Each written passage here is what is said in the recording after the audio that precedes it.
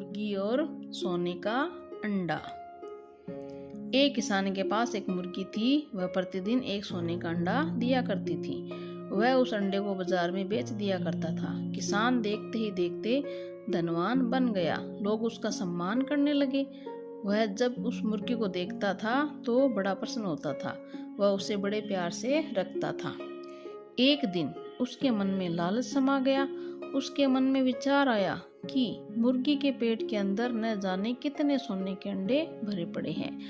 मैं भी कितना मूर्ख हूँ। अंडों का खजाना मेरे पास पड़ा है और मैं केवल एक अंडा रोज बेचने जाता हूँ। इसलिए क्यों न मुर्गी के पेट में से सारे अंडे एक ही बार में निकाल लूं और उन्हें एक साथ बेचकर बहुत ज्यादा धनवान बन जाऊं। यह सोचकर उसने एक तेज धार वाला चाकू लिया और मुर्गी का पेट फाड़ डाला।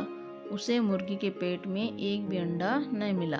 साथ ही मुर्गी भी मर गई। इस प्रकार वह किसान बहुत बड़ा धनवान नहीं बन सका, बल्कि उसे जो प्रतिदिन एक एक अंडा मिलता था उससे भी उसे हाथ धोना पड़ा।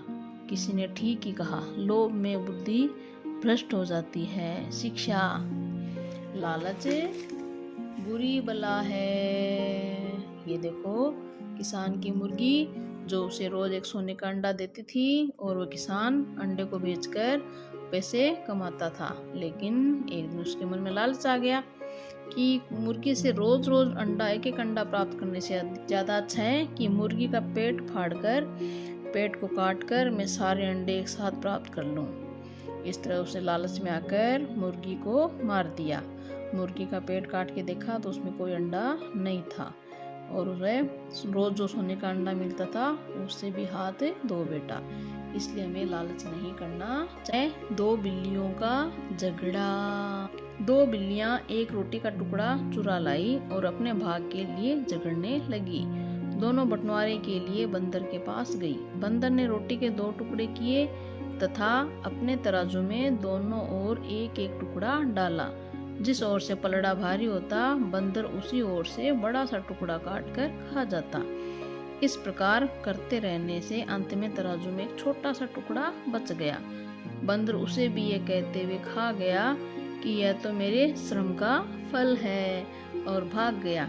बिल्लियां निराश होकर लौट गई। शिक्षा, झगड़ने से निराशा ही प्राप्त होती है। और ये देखो, बिल्लियां हैं, उनको एक रोटी का टुकड़ा मिला है और ये बंदर के पास उस रोटी के बंटवारे के लिए आई है कि हमें रोटी बराबर मिल जाए।